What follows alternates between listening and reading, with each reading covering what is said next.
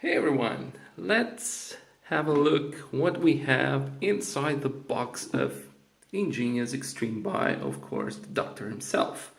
Now, this is a game that utilizes octagons, I guess? Yeah, instead of hexes. So we're gonna see how it works, but just look at the cover art. Oh, I love the pieces. Although, well, it seems like they're gonna be somehow, I don't know, maybe plastic pieces, but unfortunately they are not.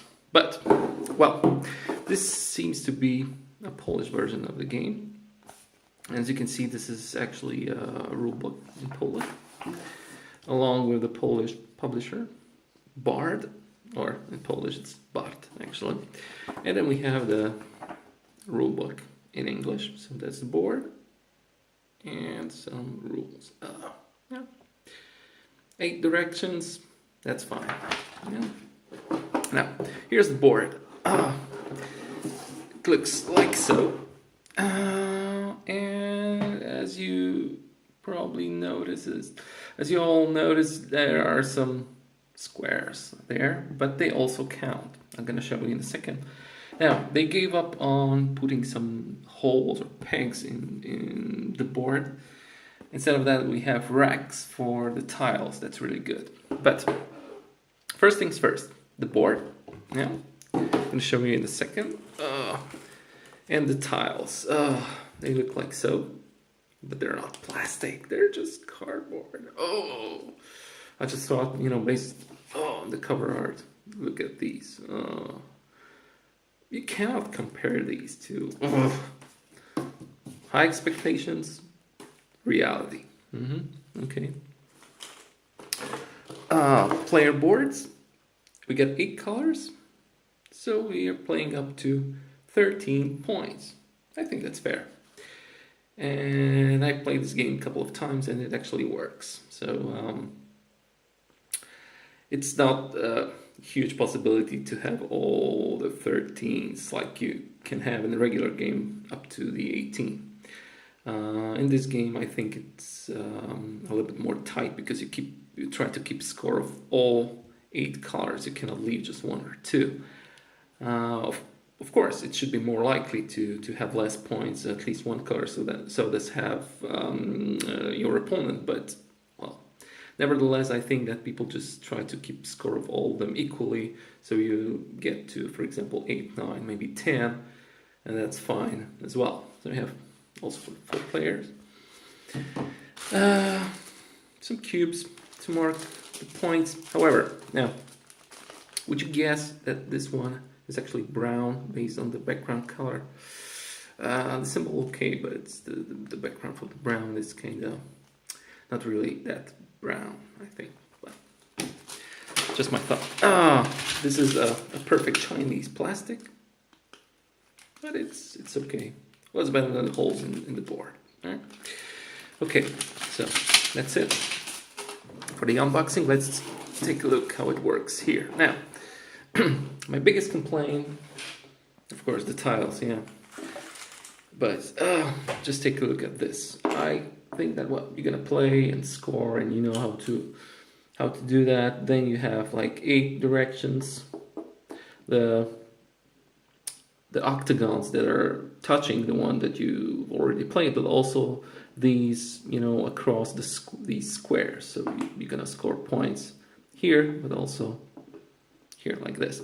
But the thing is that, well, if you look at the tiles, I can barely see the contrast between the board and the tiles. There are more of them.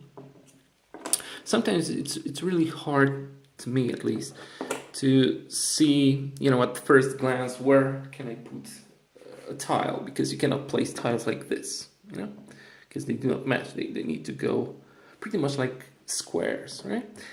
So sometimes it's really hard to get the idea of where you can actually place your tiles and what would be the best spot.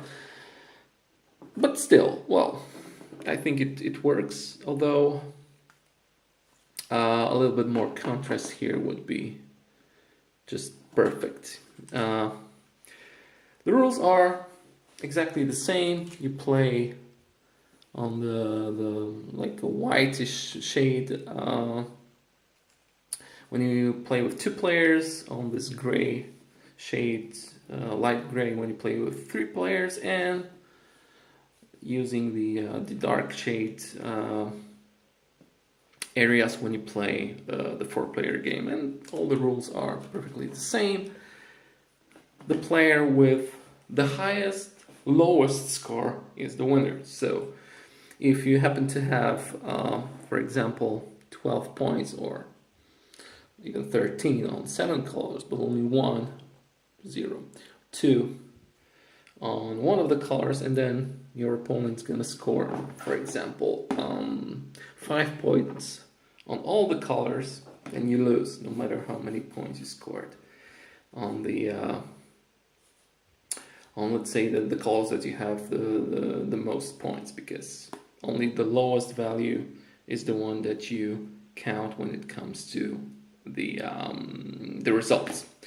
And then you get your tiles, you place them, you draw another one, then you can swap tiles if you do not happen to have the lowest value. But of course, as in regular Ingenious, you need to have only one color in this. For example, if you're gonna have 1 point in blue and green, and all the others are way up to the right, and if you happen to have a blue tile but you don't have a green one, you cannot swap them because you still have the blue one. So you need to place the blue first. Sometimes it's pointless, but you need to do that in order to get the green, or in order to get rid of all the tiles and draw some new ones, of course. So this is actually the Ingenious Extreme. Now, is it actually extreme? I'm not sure. I think it's tight.